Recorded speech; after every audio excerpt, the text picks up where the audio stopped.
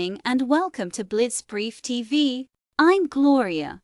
Tonight, we turn our focus to the escalating insecurity and banditry crisis in Zamfara state and northern Nigeria, an issue that continues to challenge the Nigerian authorities. Governor Dauda Lawal recently spoke at length about the dire situation during a town hall event broadcast on Channels Television in commemoration of Nigeria's 25th Democracy Day in Abuja.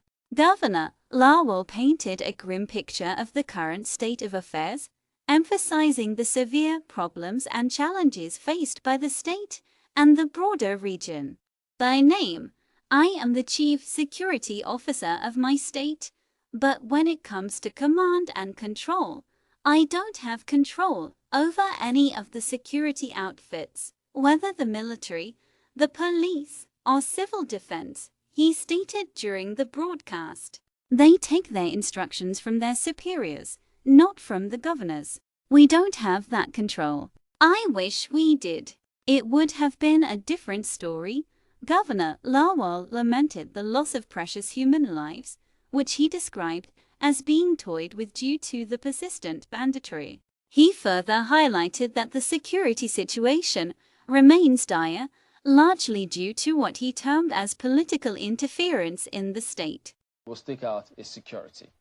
Absolutely. We do know that, in fact, when people from a distance keep wondering what exactly is the issue in Zamfara. For instance, checking you out, you got a PhD in biz admin, so you're not a spring chicken in some of these things, but people can't still understand why is the security situation in Zamfara still what it is today?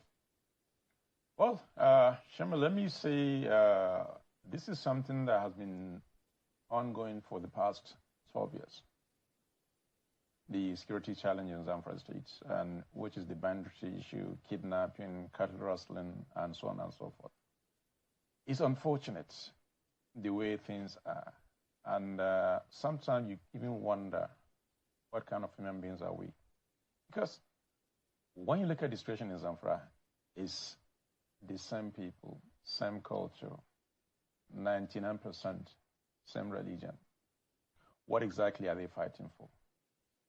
That is a $1 million question. I can understand if you talk about Boko Haram, maybe they believe in certain religion. If you go to Niger Delta, they are fighting for economic reason. What about Zamfara? That is a $1 million question. It's something we inherited, and we're doing so much to make sure we take care of the situation. Part of which I did was to set up the Community Protection Guard, which is an internal arrangement, though passed by the State Assembly, to help the Convention on Security in taking care of some of these challenges. We recruited over 2,540 staff across 14 local governments because they understand the terrain and they know the people there. And they're doing very well as we speak. I looked at several states that have set up one security outfit or the other for 5, 6, 7 years ago. And one thing that appears to stick out is some sort of helplessness. And so the governors there have got to just step in and do something. Why did you set this up? Did you feel helpless?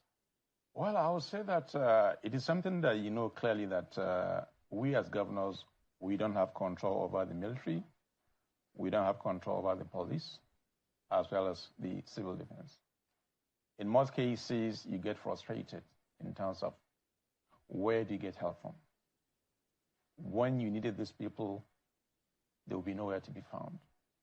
And therefore, the best thing to do is to set up that kind of security outfit. And honestly, for us in Zamfara, they're doing exceptionally well.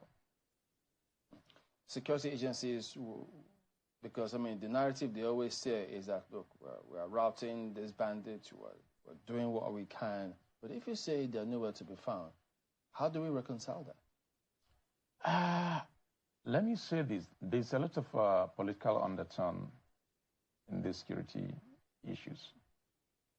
Some, you find it very difficult even to come out and say this, but I know what we're going through. Like I said, sometimes you're really helpless. When you need them, they're not there. Or even when they're there, they were given certain instructions on what to do and not to do. That is the true situation we're facing.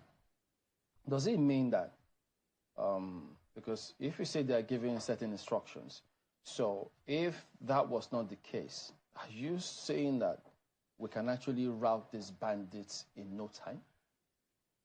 Chamberlain, let me say this categorical. If we're committed, if we're serious, you can take care of this situation within 2 weeks, maximum. 2 weeks? I'm telling you, in 2 weeks, you can take care of this situation.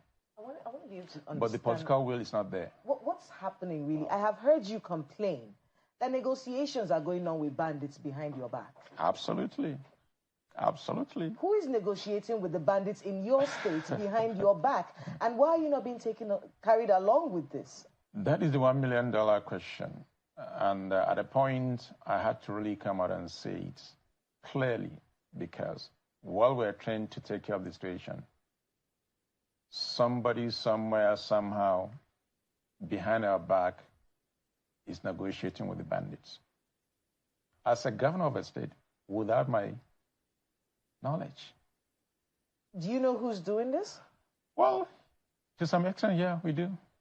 Have you escalated it to someone higher? In fact, when the situation really got bad, I had to meet Mr. President and complain one-on-one and explain the true situation of what Zamfara is all about or what it's facing in terms of the security situation. It's really troubling to think that something like that, because I have heard you and other governors from your region straightforward say we are not negotiating with bandits. How many times are you going to negotiate? On what basis? But we did hear some lawmakers recently talk about how, maybe the issue of negotiation, we should try something different. No. Look, we're talking about kinetic and non-kinetic approach. In Zamfara State, there was a series of negotiations with these bandits. Not once, not twice. What happened at the end? Nothing. And for goodness sake, how do you even begin to negotiate at the point of weakness?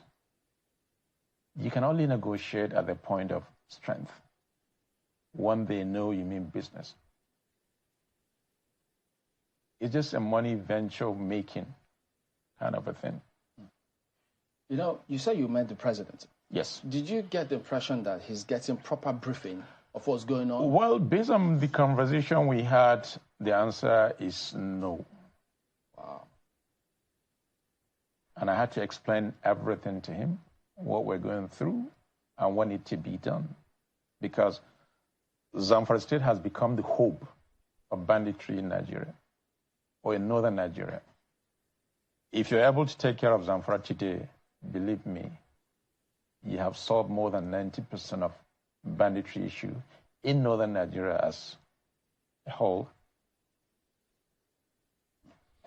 The governor's comments shed light on a critical issue: the lack of direct control by state leaders over security forces, which he suggests hampers effective response to the banditry crisis. As northern Nigeria continues to grapple with these severe security challenges, the call for a re-evaluation of the command structure of security forces grows louder. That's all for now on Blitz Brief TV. Stay tuned for more updates on this developing story. I'm Gloria, and thank you for watching.